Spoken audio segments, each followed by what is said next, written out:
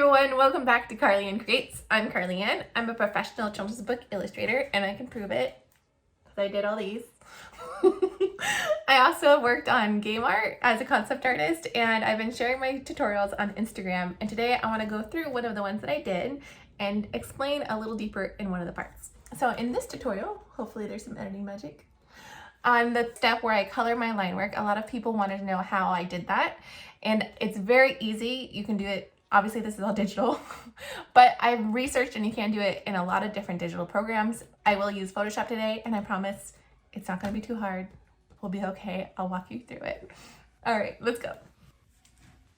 Okay, so I'm going to be using this image I've already drawn. You'll notice that I have my lines on one layer and my color on a separate layer. That is going to be very important. If you're drawing digitally, do your lines separate and your color underneath it. All right, now in order to do this process where you color the lines, it's one button. It's called Lock Transparent Pixels, which means that it locks all of the parts that are transparent or haven't been painted on.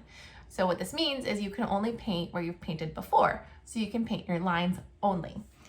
I'm gonna press the button, which is right here. It's a little check mark and it locks my layer.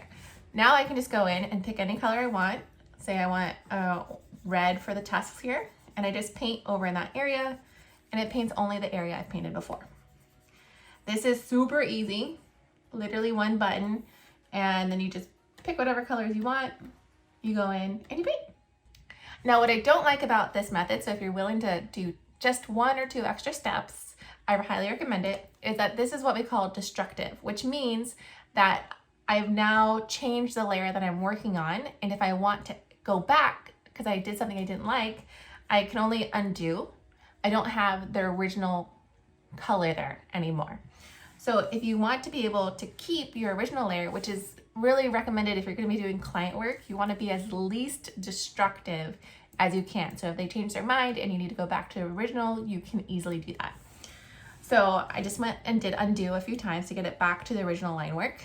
Now I'm going to show you method number 2, which is called using clipping masks. I know it sounds scary.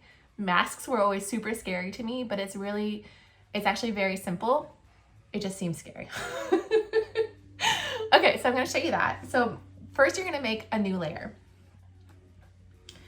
Then you can right click. I think it's right click. I never use a mouse. It is right click. Okay, you're going to right click and you're going to choose create clipping mask.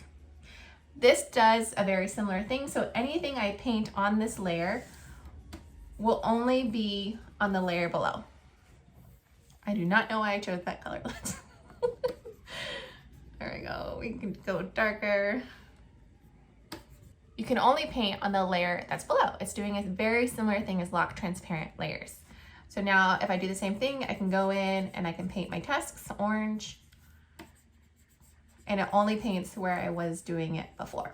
However, what I like about this is if I decide that I don't like that anymore, I just hide this layer and I still have my original painting underneath. This is especially helpful in larger areas of painting. So let's say I want to do something similar on my actual color layer. I can create a clipping mask, and this is very common for me. I sometimes get scared to paint over my original painting because I might ruin it. So I do it on a clipping mask instead. So now see, I can paint anywhere that I had painted before. So let's say I was like, oh, maybe I want to give him some blush here and maybe on his elbows or something, and I wanted to play around with it, but then I didn't like it. I can now just erase it because it's not connected to the layer below. I'm not ruining anything, and it keeps everything in line so I don't have to color outside. Oh, I have paint over there. I painted white. Yeah, I accidentally painted white there. Don't do that.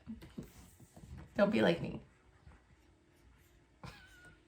It's like, follow a tutorial by me, but don't do what I did.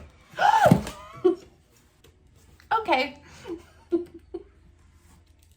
There goes my consistent lighting. All right, so I can go in and paint other areas. Just painting on the wrong layer now. Okay. I can go in and paint other areas and it doesn't destroy what I did underneath. And then if I wanted to, I can just make another one. You just add another layer here. I usually move it to the top so I can paint over it. And I can keep painting and it all stays in within.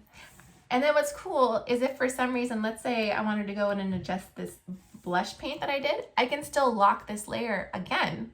So I can lock transparent pixels again, and I can choose a different color that I like and try it. And it only paints where I painted before, so it'll only touch the blush. All right, I'm gonna show you what the original looked like, if I can. Okay, and if you'd like to see, this is how it final turned out when I colored in all the lines. I like this look because it makes it feel almost like you're using color pencils. It's a little less stark than the black is, which is great for like comic books if that's what you're doing. But for illustration, I think the colored lines make it look really nice. And that's it. Pretty simple, right? All right, if you guys enjoyed this content, please subscribe down below. I appreciate knowing whether or not this was helpful for you. Please comment with any questions that you have if there's anything else you'd like to see. And I'll see you guys next time. Bye.